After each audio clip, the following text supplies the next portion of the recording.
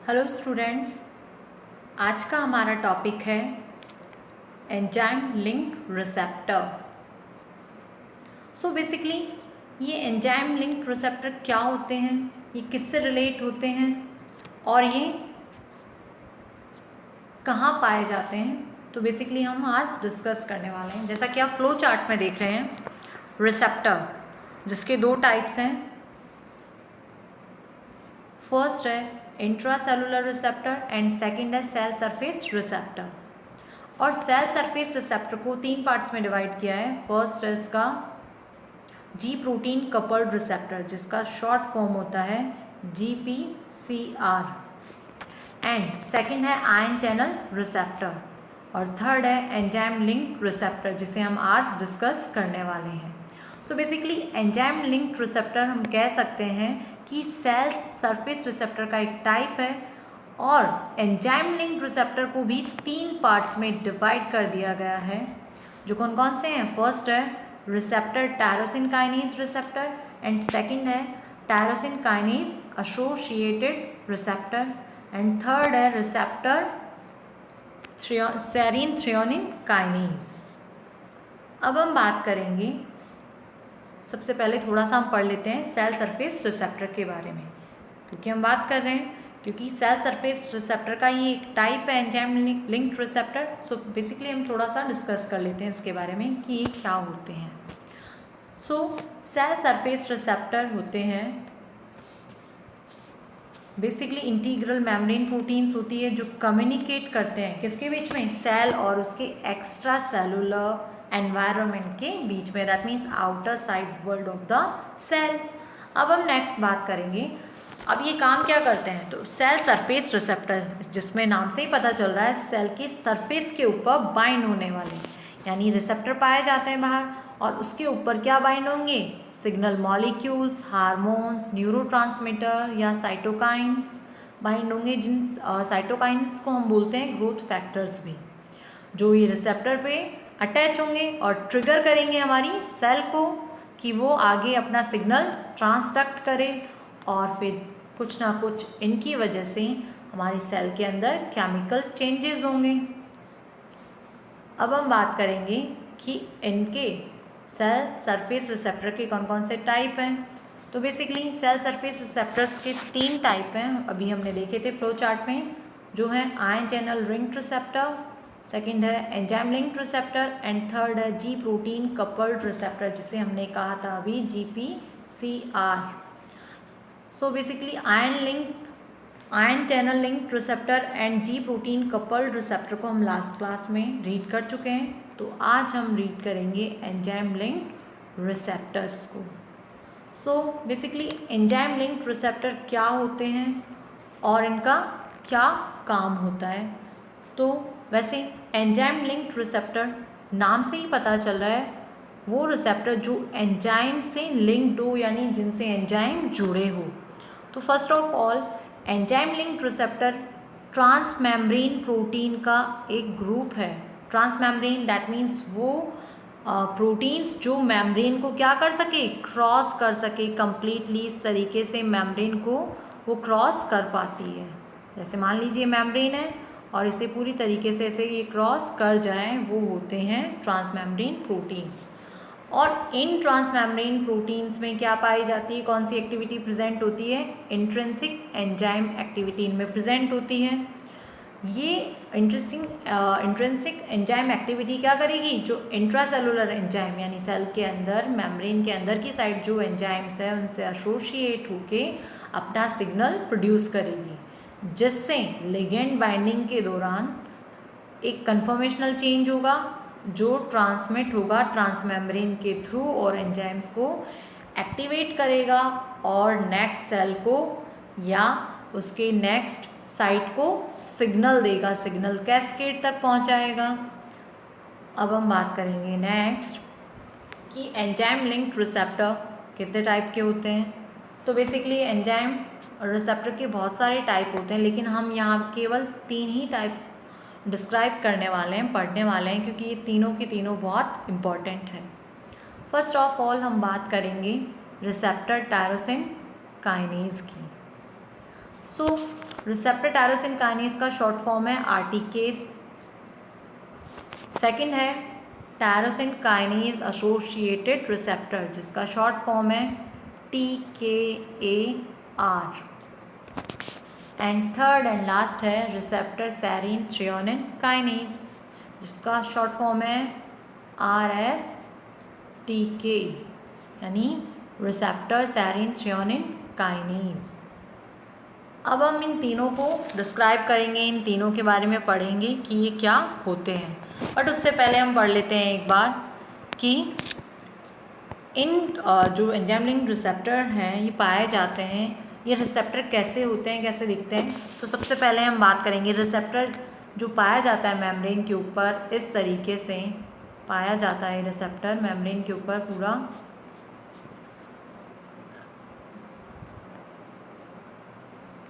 इस तरीके से। अब यहाँ पे क्या होगा, सबसे पहले हम बात करें extra cellular ligand, that means cell membrane के बाहर। ये वाला पार्ट सेल मेम्ब्रेन के बाहर का है, तो यहाँ पे एक लिगेंड बाइंड हो जाएगा। दैट मीन्स एक्स्ट्रा सेलुलर जो सेल मेम्ब्रेन के बाहर है वो है एक्स्ट्रा सेलुलर रिसेप्टर का पार्ट, जिसपे क्या बाइंड होएगा, हमारा लिगेंड बाइंड होएगा। नेक्स्ट इसने बात करी है इंट्रा सेलुलर। तो इंट्रा सेलुलर क्या है, जो सेल के अंदर की साइड, यानी जो सेल मेम्ब्रेन है उसके अंदर की साइड जो पार्ट पाया जाता है वो ये पार्ट है, उसे बोलेंगे हम इंट्रा सेलुलर डोमेन। और इसके बाद बात आती है ट्रांस मेम्ब्रेन डोमेन की, जो इस मेम्ब्रेन को क्रॉस कर रहा है। दैट मीन्स वो पार्ट जो इस मेम्ब्रेन को क्रॉस करे, ये वाला पार्ट क्या हो जाएगा, basically trans membrane domain. That means हम कह सकते हैं कि इसके 3 पार्ट्स होते हैं, extra cellular, intra cellular and trans membrane domain. जैसा कि आप इस डायग्राम में देख सकते हैं, तीनों पार्ट्स यहाँ पे दिखाए गए हैं। फर्स्ट ऑफ ऑल ये वाला पार्ट है एक्स्ट्रा सेलुलर डोमेन का, जहाँ हमारा लिगेंड बाइंड होगा। और दूसरा पार्ट है ट्रांस मेम्ब्रेन, जो इस मेम्ब्रेन को क्रॉस कर रहा है, उसे बोलेंगे हम ट्रांस मेम्ब्रेन डोमेन, लिखा हुआ है ट्रांस मेम्ब्रेन। नेक्स्ट हम बात करेंगे थर्ड, जो है इंट्रा सेलुलर डोमेन, जहाँ पे हमारा एंजाइम बाइंड होता है। तो फर्स्ट हो गया लिगेंड बाइंडिंग, जहाँ पे एक्स्ट्रा सेलुलर डोमेन पे ये बाइंड होता है, और सेकंड हो गया इसका type trans membrane, and third हो गया एंजाइम। अब हम डिस्कस करेंगे रिसेप्टर टायरोसिन काइनेज के बारे में। So basically receptor tyrosine kinase क्या होते हैं। तो रिसेप्टर टायरोसिन काइनेज एक रेफर्ड किए गए हैं प्रीडोमिनेंट टाइप है, किसका, एंजाइम लिंक्ड रिसेप्टर का। और मोस्टली इनकी एक्टिविटी किसके बेसिस पे चलती है, इंट्रा सेलुलर डोमेन की वजह से चलती है, जिसे हम इंट्रा सेलुलर डोमेन को हम क्या कह सकते हैं, साइटोप्लाज्मिक टेल भी कह सकते हैं, क्योंकि ये सेल के अंदर की साइड पाई जाती है, दैट्स वाई। सो बेसिकली अब आप नेक्स्ट डायग्राम देख रहे हैं, ये डायग्राम है रिसेप्टर टायरोसिन काइनेज की एक्टिविटी का, उसके मैकेनिज्म का। तो फर्स्ट ऑफ ऑल देखिए आप, यहाँ आपको एक मेम्ब्रेन दिखाई दे रही है, ये प्लाज्मा मेम्ब्रेन है, सेल मेम्ब्रेन मान लीजिए आप इसे, ये सेल मेम्ब्रेन है, इसके ऊपर यहाँ रिसेप्टर है। बेसिकली जब भी हम बात करेंगे एंजाइम लिंक्ड रिसेप्टर की, यहाँ 2 रिसेप्टर होंगे, यानी रिसेप्टर डाइमर होंगे, 2 रिसेप्टर पाए जाएंगे, जिसमें आउटर पार्ट एक्स्ट्रा सेलुलर और ये वाला पार्ट हो जाएगा ट्रांस मेम्ब्रेन, और ये वाला पार्ट हो जाएगा इंट्रा सेलुलर डोमेन। अब यहाँ हम बात कर रहे हैं कि क्या बाइंड हो रहा है, लिगेंड बाइंड होता है। लिगेंड बाइंड हो जाता है उस टाइम ये दोनों रिसेप्टर एक्टिवेट हो जाते हैं, लेकिन जब तक ये लिगेंड इस पर बाइंड नहीं होता है, ये दोनों डाइमर्स दूर दूर रहेंगे और एक्टिवेट भी नहीं होंगे। लेकिन जैसे ही सिग्नल मॉलिक्यूल आया, इस पर अटैच हुआ, ये दोनों रिसेप्टर पास आए एज ए डाइमर, और दोनों ने एक दूसरे को फॉस्फोराइलेट किया, या हो सकता है ये ऑटो फॉस्फोराइलेट भी हो सकते हैं। तो इसे क्रॉस फॉस्फोराइलेशन भी बोल सकते हैं हम इसे, कि ये दोनों डाइमर एक दूसरे को फॉस्फोराइलेट करें, या फिर ये खुद ही फॉस्फोराइलेट हो जाए। तो ये वाली सिचुएशन रहती है रिसेप्टर टायरोसिन काइनेज की सिचुएशन है ये। इसमें आपको देख रहे हैं आप जिसमें एक्स्ट्रा सेलुलर स्पेस है और एक साइड है साइटोसोल यानी अंदर के साइड, जिसे हम बोल रहे हैं intra cellular cytoplasmic tail part. अब हम बात करेंगे इसकी आगे की एक्टिविटी की, जो क्या होती है। अब देखिए इसी मेम्ब्रेन पे बाइंड होता है इससे रास प्रोटीन, जो कि इनएक्टिव स्टेट में है। क्यों? क्योंकि इस पर जीडीपी बाइंड है। जब तक रास से जीडीपी बाइंड रहेगा ये इनएक्टिव स्टेज में रहेगा। लेकिन जैसे ही ये रिसेप्टर्स ऑटोफॉस्फोराइलेट होते हैं और ये अडैप्टर प्रोटीन होती है GRB2, ये एक्टिवेट होती है और ये रास को भी एक्टिवेट करती है, जिससे ये जीडीपी बाहर चला जाता है और जीटीपी अंदर आता है। जैसे ही जीटीपी अंदर आता है ये रास से बाइंड होता है और इसको एक्टिवेट करने का काम करता है और ये सिग्नल एक्टिवेट हो गया। ये एक्टिवेशन सिग्नल है। बट अगर ये जीडीपी से बाउंड है तो दैट मीन्स ये कौन से सिग्नल है? ये अभी भी क्या है? डीएक्टिवेट। ये डीएक्टिवेट का सिग्नल है। तो दैट मीन्स हम कह सकते हैं जब जीडीपी से बाउंड है रास प्रोटीन तो ये इनएक्टिवेशन का सिग्नल है, एंड जब ये जीटीपी से बाउंड होती है रास प्रोटीन ये अपने आप क्या हो जाती है? एक्टिवेट हो जाती है। सो हम इस डायग्राम को एक और तरीके से समझ सकते हैं। देखिए आप, देखिए इस डायग्राम में आपको दिख रहा है, इसमें प्रोटीन्स हैं। जैसे ये आरटी के रिसेप्टर हो गया आपका। इस आरटी के रिसेप्टर की हम बात करें, इससे बाइंड होती है। जैसे ही ऑटोफॉस्फोराइलेट होगा इससे GRB2 protein and sauce bind होता है।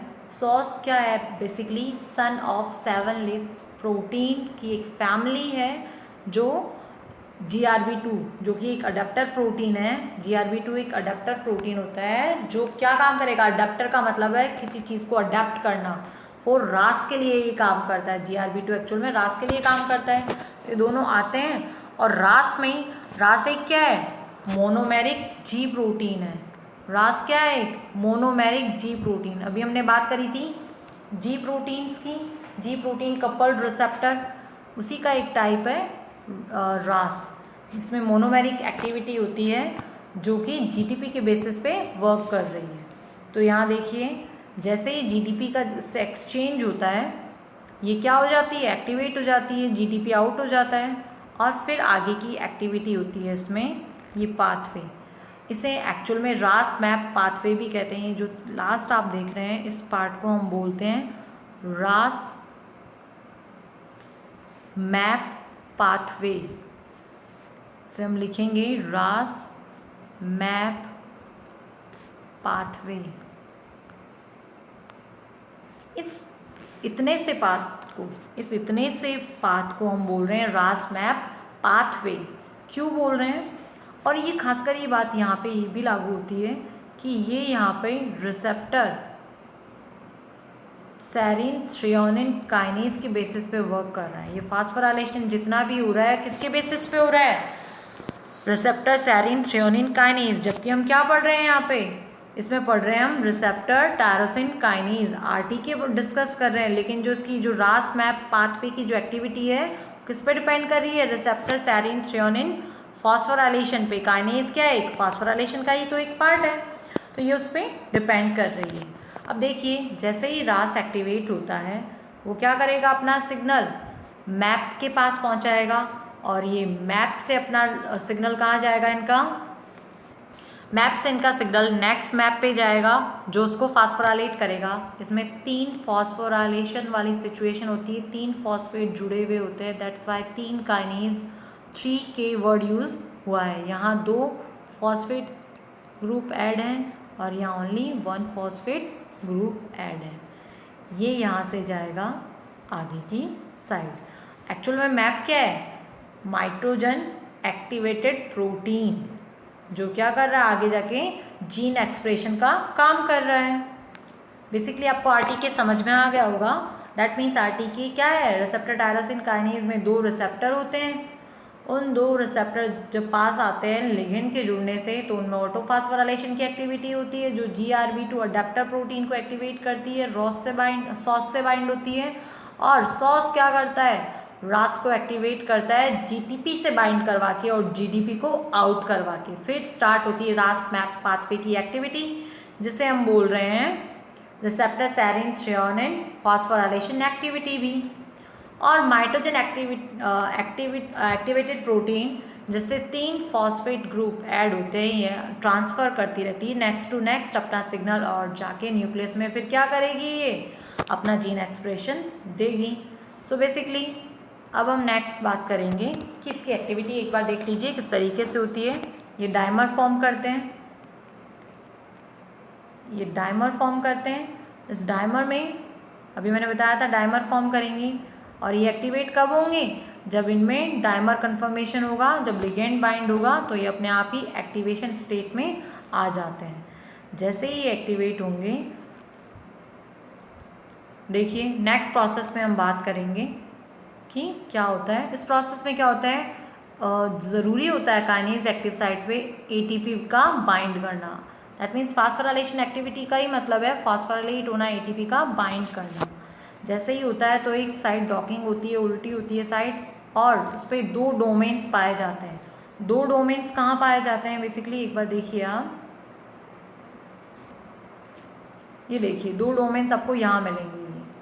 ये जो साइड्स हैं यहाँ पे, यहाँ आपके 2 डोमेन्स होते हैं SH2 एंड SH3। 2 डोमेन्स यहाँ पे प्रेजेंट होंगे जो रिसेप्टर्स को फॉस्फोराइलेट करते हैं, उनकी एक्टिविटी को बढ़ाने का काम करते हैं, और GRB2 से ये ही कनेक्टेड होते हैं। ये 2 डोमेन ही GRB2 से कनेक्टेड होते हैं एक्चुअल में। सो बेसिकली ये थे SH2 डोमेन और SH3 डोमेन की एक्टिविटी जो यहाँ पे काम कर रही थी। अब हम नेक्स्ट एक्टिविटी लेंगे, इसी का एक पार्ट है IP3DAG पाथवे बोलते हैं इसे, हम क्या बोलेंगे इसे, IP3DAG पाथवे। यहाँ पे हम बात करेंगे, ये रिसेप्टर्स है वही RTK के रिसेप्टर है। यहाँ बेसिकली एक दिख रहा है बट होते ही क्या है, 2 पार्ट्स में डिवाइडेड हैं ये। यहाँ जैसे ही ये रिसेप्टर ऑटोफॉस्फोराइलेट होते हैं, इनमें एक्टिविटी आती है GTP की, alpha beta and gamma activity होती है। अल्फ़ा से GTP जैसे ही बाइंड होता है, ये बीटा गामा अलग होते हैं। बीटा गामा जैसे ही अलग होते हैं, ये 2 पार्ट्स में डिवाइड कर देता है किसको, ये PIP2 है एक्टिविटी। सबसे पहले हम बात कर लेते हैं एक बार दोबारा से, RTK रिसेप्टर्स हैं दोनों, जैसे ही इस पर हार्मोन बाइंड होगा, ये क्या होगा, लिगेंड बाइंड होगा, ये एक्टिवेट होंगे ट्रांसमेम्ब्रेन के थ्रू, अंदर के एंजाइम को ये एक्टिवेट करेंगे। जैसे ही यहाँ पे एक्टिवेशन आता है साइड पे, तो क्या होगा बेसिकली, जैसे ही एक्टिवेट होते हैं यहाँ पे इनमें काइनेज फॉस्फोराइलेशन होता है जो अल्फ़ा को GTP से बाइंड करवा देंगे और बीटा और गामा को अलग भेज देंगे। जैसे ये एक्टिविटी एक्टिवेट हो गई, ठीक है। जैसे ही अल्फ़ा GTP एक्टिवेट होता है, ये एक्टिवेट किसको करेगा, फॉस्फोलाइपेज C को एक्टिवेट करेगा एक्चुअल में, ठीक है। जैसे ही फॉस्फोलाइपेज C एक्टिवेट होता है, ये क्या बनता है यहाँ पे, PIP2 फॉस्फोटाइडल आयनोसिटॉल बाईफॉस्फेट एक्टिविटी बनती है, जिसे हमने फॉस्फोलिपिड्स में पढ़ा था। अब ये PIP2 2 पार्ट्स पे डिवाइड होता है, फर्स्ट है DAG एंड सेकंड है IP3। 2 पार्ट्स में PIP2 को हमने डिवाइड कर दिया है, ये 2 पार्ट्स है, PIP2 को हमने इसे डिवाइड कर दिया है 2 पार्ट्स में। सबसे पहले डाईएसाइल ग्लिसरॉल, डाईएसाइल ग्लिसरॉल DAG का फुल फॉर्म है, जो क्या करता है, PKC प्रोटीन काइनेज C को एक्टिवेट करता है। और प्रोटीन काइनेज C क्या होता है, एक सेकेंडरी मैसेंजर होते हैं, ठीक है। अब नेक्स्ट पार्ट जो IP3 है, इसका नाम क्या है, फॉस्फोडाइडिल आयनोसिटॉल 1,4,5 ट्राइफॉस्फेट इसका नाम है, जो ER में जाएगा यानी एंडोप्लाज्मिक रेटिकुलम में जाएगा और वहाँ से कैल्शियम को रिलीज़ करवाता है, और कैल्शियम रिलीज़ होके PKC को एक्टिवेट करने का काम करते हैं। और PKC क्या है, सेकेंडरी मैसेंजर है, जो आगे जाएगा प्रोटीन्स के पास, आगे जाके उन्हें रिस्पॉन्ड करेगा और न्यूक्लियर एक्सप्रेशन का काम करेगा, जीन एक्सप्रेशन का काम करेगा। ये थी इसकी, हम बात कर रहे थे IP3DAG पाथवे, जिसमें हमने बात करी थी DAG और IP3 की, डाईएसाइल ग्लिसरॉल, और IP3 क्या था हमारा, बेसिकली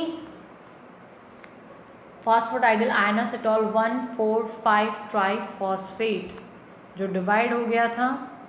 अब हम बात करेंगे जो क्या काम कर रहा था, पीकेसी को एक्टिवेट कर रहे थे। इस पूरे पाथवे को हम क्या बोलेंगे, IP3DAG पाथवे।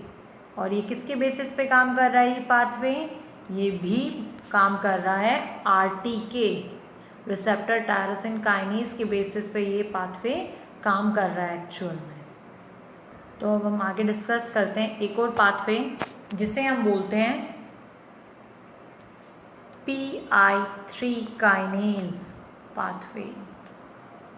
इस पाथवे का नाम है, जो डायग्राम है आपके पास, इस पाथवे का नाम है PI3 काइनेज पाथवे।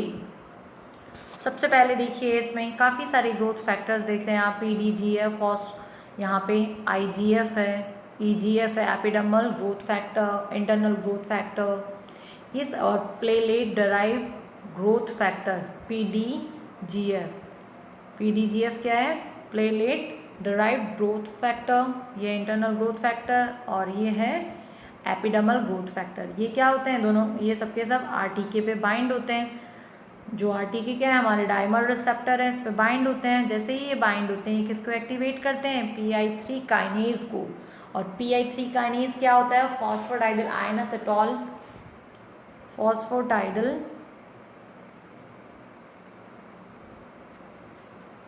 आयनोसिटॉल, जो कि एक फॉस्फेट है 1,4,5 ट्राइफॉस्फेट काइनेज, जिसे हम क्या बोलेंगे, ट्राइफॉस्फेट काइनेज बोलेंगे इसे। ये बेसिकली क्या है, पूरा का पूरा नाम है PI3 काइनेज का। अब यहाँ ये क्या काम कर रहा है, PI3 काइनेज काम कर रहा है यहाँ पे PIP2 जो यहाँ पे पाया गया है उसको PIP3 में चेंज करने का काम कर रहा है। और ये किसके थ्रू हो रहा है, PI3 काइनेज काम कर रहा है इनको चेंज करवाने के लिए। यहाँ एक pH डोमेन है जिसका हम देखते हैं प्लेक्ट्रीन होमोलॉजी इसकी कैसी पाई जाती है। ये प्लेक्ट्रीन होमोलॉजी एक्चुअल में क्या होती है, ये किसके बेसिस पे काम कर रही है, PI3 काइनेज के बेसिस पे, क्योंकि PI3 काइनेज क्या कर रहा है, PIP2 को चेंज कर रहा है PIP3 में, किसके थ्रू, PI3 काइनेज के थ्रू। यहाँ PI3 काइनेज है ये जिसके थ्रू ये चेंज हो रहे हैं। अब इस एक्टिविटी को ये आगे जाके PS डोमेन पे डाल रहे हैं। PS डोमेन ये है आपका जो से एक्टिवेट हो रहा है।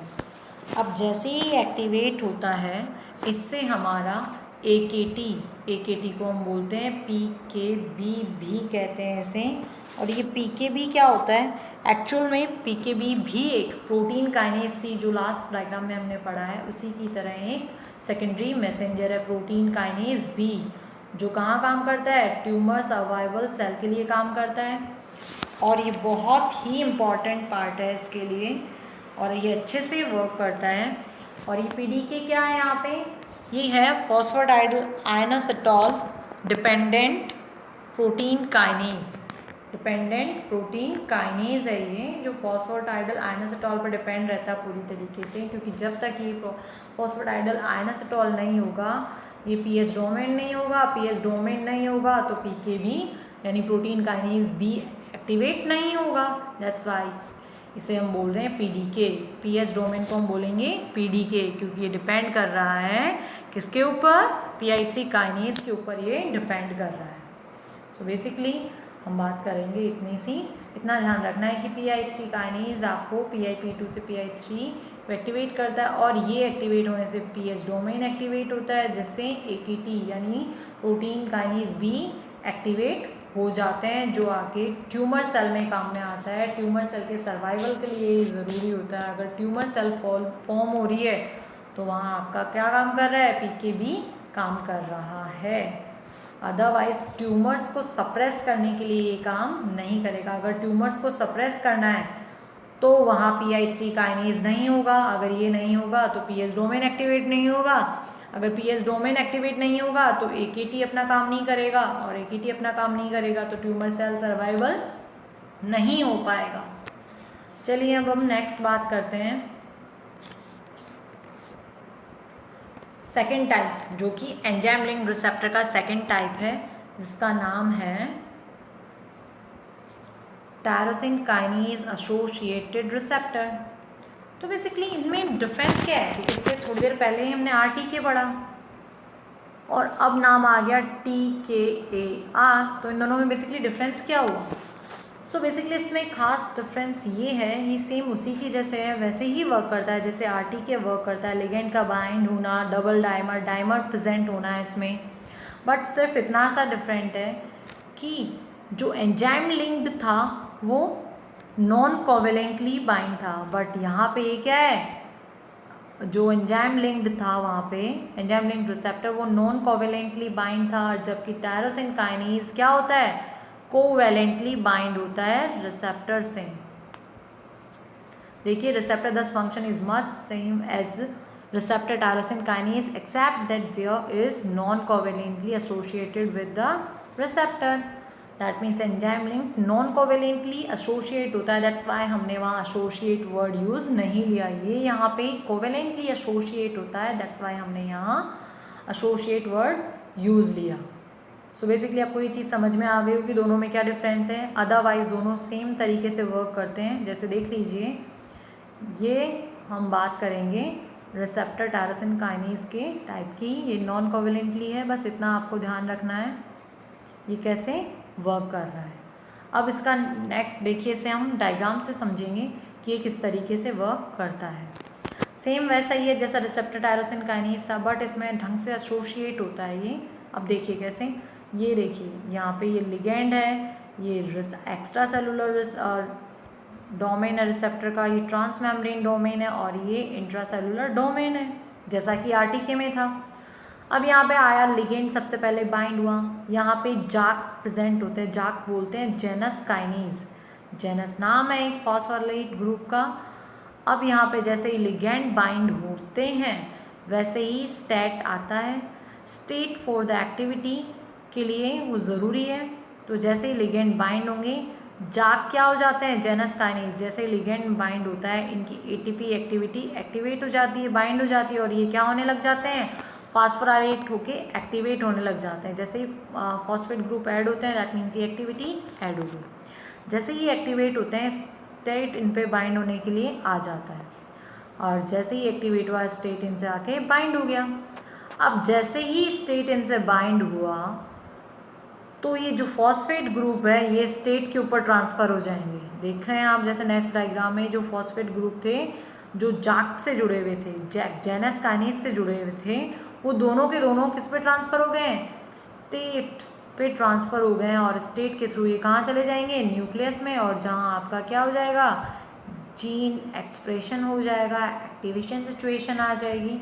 तो बेसिकली आपको ध्यान रखना है कि जैसे ही लिगेंड बाइंड होता है, लिगेंड बाइंड से ATP एक्टिविटी होती है जिससे जाक जेनस काइनेज फॉस्फोराइलेट होते हैं। जैसे ही ये फॉस्फोराइलेट होते हैं क्या होता है, स्टेट आता है और जैक के दोनों फॉस्फोराइलेट ग्रुप को अपने साथ ऐड करता है और इन्हें न्यूक्लियस में ले जाता है।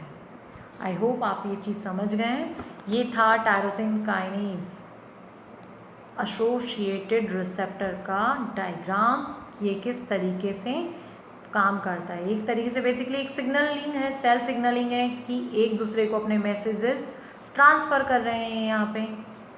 तो बेसिकली अब हम आगे बढ़ते हैं, आगे बढ़ेंगे इसके नेक्स्ट टाइप की तरफ। ये देख लीजिए जाक स्टेट सिग्नलिंग।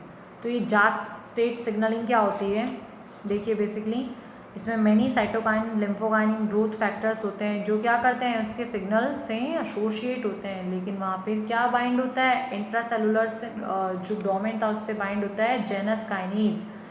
जैसे ही लिगेंड आता है डाइमराइजेशन होता है तो जाक से एसोसिएट होते हैं, उस साइटोप्लाज्मिक टेल पे ये बाइंड होते हैं जेनस काइनेज, और जैसे ही आता है वो SS2 डोमेन पे ये बाइंड होते हैं, SS2 डोमेन पे बाइंड होंगे। ये देखिए SS2 डोमेन पे बाइंड है, यहाँ पे Jack SS2 domain and SS3 domain पे ही बाइंड थे, और फिर ट्रांसलोकेशन होएगा स्टेट का, क्योंकि स्टेट पे दोनों फॉस्फोराइलेट ग्रुप आके बाइंड हो गए थे ऐसे के ऐसे ही, और ये फिर एक्टिवेट होके सारे के दोनों मतलब स्टेट और दोनों फॉस्फेट ग्रुप कहाँ चले गए थे, न्यूक्लियस के अंदर चले गए थे। देखिए nucleus, STAT dimer to the nucleus function होता है। STAT dimer bind to specific DNA response bind करता है, जो आगे जाके जीन एक्सप्रेशन का काम करते हैं। तो बेसिकली अब हम बात करेंगे नेक्स्ट थर्ड टाइप है ये, कि किस तरीके से वर्क करता है और बेसिकली वर्क किस तरीके से करेगा ये देखिए। यहाँ पे ये पहले बात कर रहे हैं हम, यहाँ पे ये थर्ड टाइप है